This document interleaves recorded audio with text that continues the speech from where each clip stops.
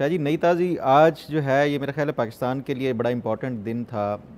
Pakistan international air line جو کہ ایک وائٹ ایلیفنٹ ہے پاکستان کی اکانومی کے لیے, بالآخر کچھ نہ کچھ اس میں پیش رفت نظر آ رہی ہے, اور کوئی اس کی نجکاری کے لیے نا آج بڈنگ کے لیے 3 کمپنیوں نے, ابھی تو فائنل تقریباً ہو ہی گیا ہے نا. ہاں ابھی تو فائنل ہو گیا. تو یہ اب دیکھیں کہ اللہ کرے کہ یہ کامیاب ہو جائے, اور کیونکہ یہ ایک بہت بڑی لائبلٹی تھی جو حکومت پاکستان کے خزانے کے اوپر بھی آپ کو ہر سال جو ہے نا اربوں روپے دینے پڑتے تھے اس کو زندہ رکھنے کے لیے. تقریباً 11 سے 13 کروڑ روپے یومیہ کا نقصان پی آئی اے پاکستان کے جو ٹیکس گزار ہیں ان کو دیتا ہے. یعنی کہ ہم جو بھی ٹیکس پاکستان میں ہر بندہ ٹیکس ادا کرتا ہے.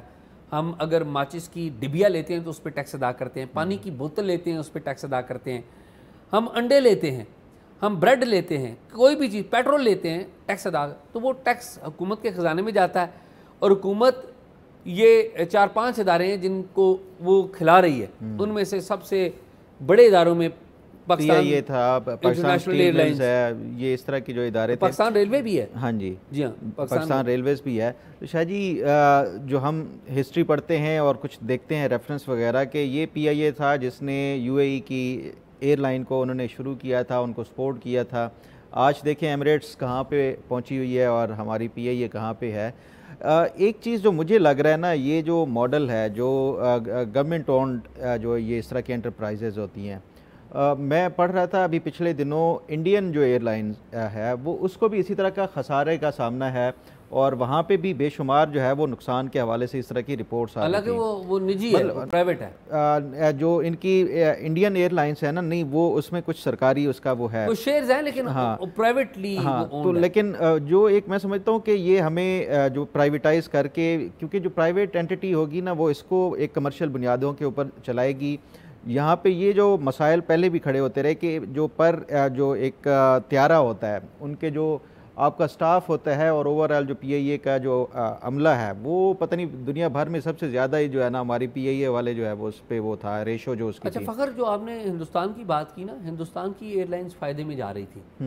یہ جو پاکستان اور بھارت کا جو سٹینڈ آف ہوا نا پہلگام کے بعد, دونوں ملکوں کے درمیان لڑائی ہوئی اور پاکستان نے اپنی ایئر سپیس بند کر دی. بھارت کے طیارے پاکستان کی ایئر سپیس سے جاتے تھے.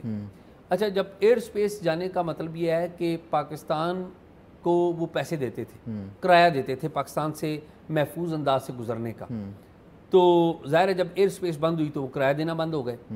ظاہر ہے انہوں نے پاکستان کی ایئر سپیس بھی بند کر دی. یہ دونوں طرف سے تھا نا کہ پاکستان کا طیارہ اگر کوئی جائے گا تو آپ اس کو ایئر سپیس دیں گے.